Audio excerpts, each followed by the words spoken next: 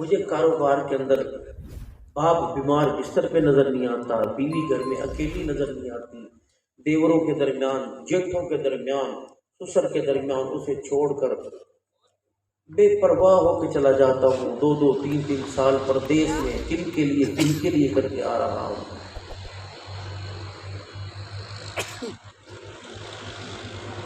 تو مجھے پھر یہ نماز روزہ کہاں نظر آئے؟ یہی وجہ ہے دنیا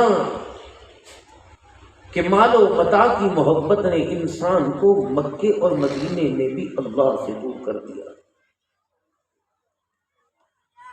جب جمعے کے دن حرم کے ارد گرد میں رکاوٹیں کھڑی کر کے ترتیب کے ساتھ لوگوں کو اندر داخل کیا جاتا ہے تاکہ بگدم نہ مٹ جائے، تکم پہ نہ ہو، لوگ آرام سے اللہ کے گھر میں آ کے سجدہ کر سکیں، تو پھر ٹیکسی والے کو کہتے ہیں یار بس جمعے کی نماز کس طرح مجھے حرم میں پڑھوا دے، وہ آپ کو پتہ نہیں کہاں سے گھما کے لائے گا۔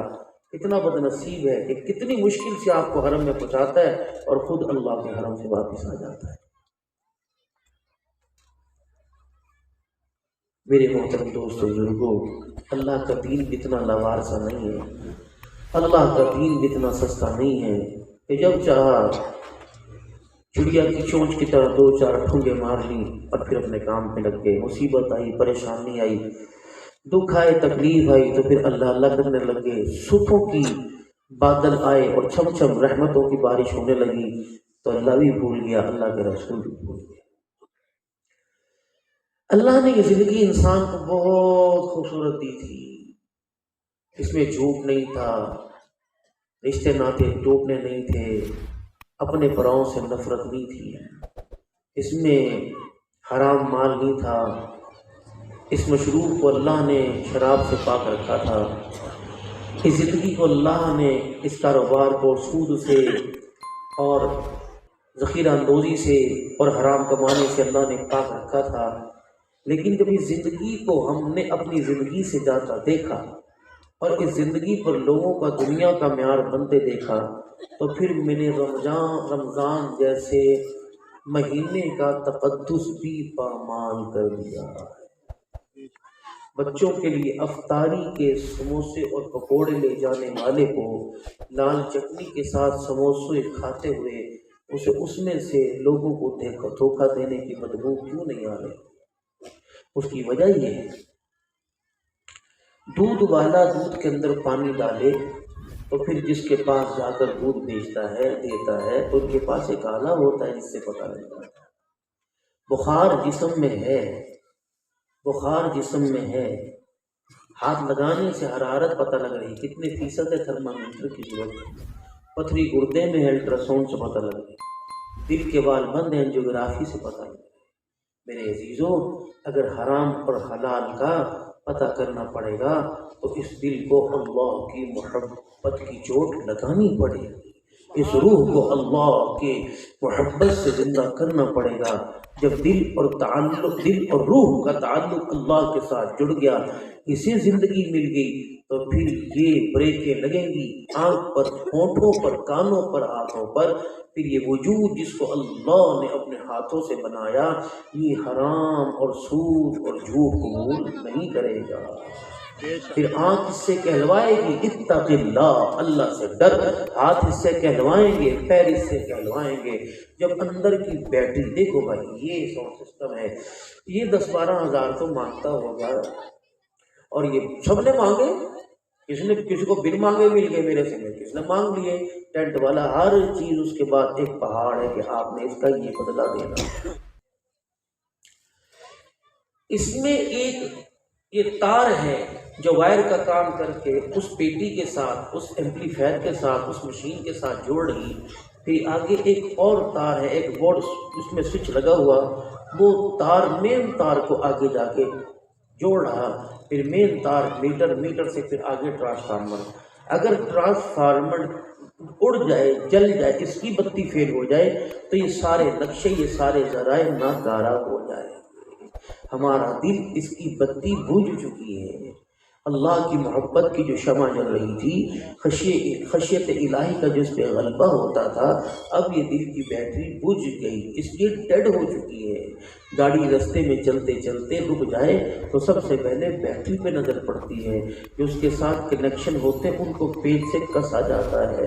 وہاں پہ کیا کہتے ہیں، ساری گاڑی صحیح ہے، لاگت کتنی 1 کروڑ روپیہ، اور 20-25 ہزار کی بیٹری نے اس کو بالکل کھڑا کر کے رکھ دیا ہے تو گوشت کا اتنا سا لوتھڑا، لیکن منو وزنی وجود کو اس نے ڈال کر کے رکھ دیا۔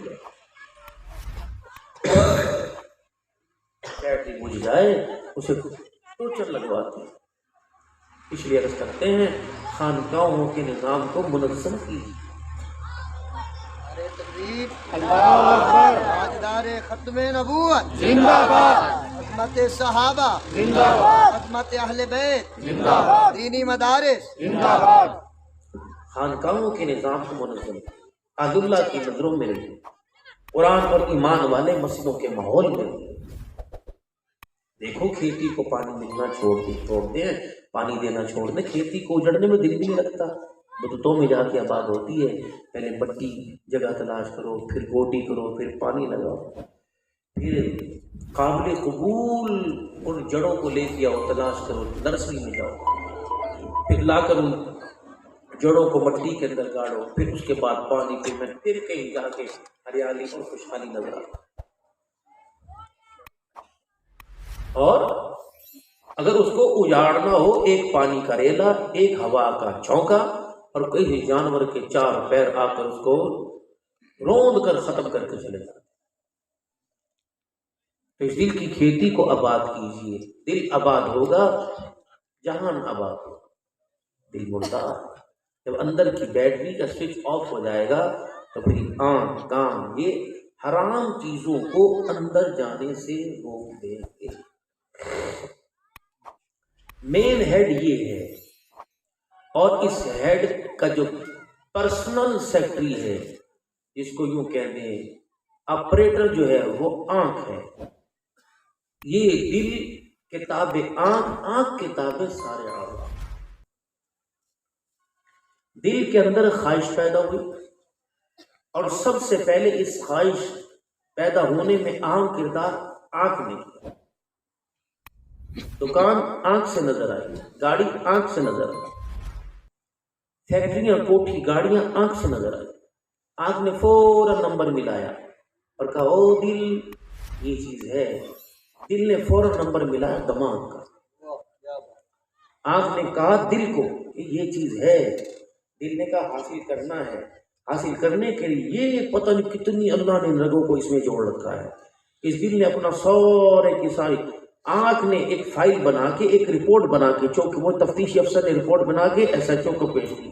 ایس ایچ او نے پھر آگے حکم کرایا، بلایا، ہاں بھائی 4 بندوں کو، بڑوں کو کیسے کرنا چاہیے، یہ اوپر پھینک، یہاں سے بات یہاں گئی، یہاں سے بات وہاں گئی۔ پھر وہاں سے رپورٹ بن کے آئی، رپورٹ بن کے رات کے اندھیرے میں کرنا، دن کے اجالے میں کرنا، حلال مال اوپر رکھنا، حرام نیچے رکھنا، سبزیوں میں پانی لگانا، رمضان کے مہینوں کے اندر تازہ مال اوپر اور خام نیچے رکھنا۔ اس نے اچھا، پھر خریدار کو جھانسا کیسے دوں گا؟ اس نے کہا بتاؤں گا، سر پہ ٹوپی رکھنی ہے، اور پھر تُو نے ہاتھ میں تسبیح پکڑنی ہے، اور پھر تُو نے جاتے ہوئے پورے عملے کو قابو کرنا ہے، اور کہنا کہ 10 روپے اس مسجد میں، 100 روپے اس مسجد میں، اور پھر تُو نے کہنا کہ دیکھنا، طے کرنا، امی دعا کریو، ابو دعا کریو، بہن بھائیو دعا کریو، مولوی صاحب آپ بھی دعا کریو، لو 100 روپے، بچوں کو افطاری میں جلیبی منگوا کے کھلا دینا۔ اس نے سارے ذراؤں پہ ہاتھ ڈالا، اور پھر کاروائی کا اس نے آغاز کیا۔ چور اسلحہ دے حق دکھا کے چوری کرتا ہے، مسلمان اپنی جھوٹے کردار کو دکھا کے چوری کرتا ہے۔ اب آپ کیا کہتے ہیں جب بازار میں جاتے ہیں، کیا کہتے ہیں یار میں تو داڑھی سے دھوکہ کھا گیا، میں تو اس کی پگڑی سے دھوکہ کھا گیا، انا للہ و انا الیہ راجعون۔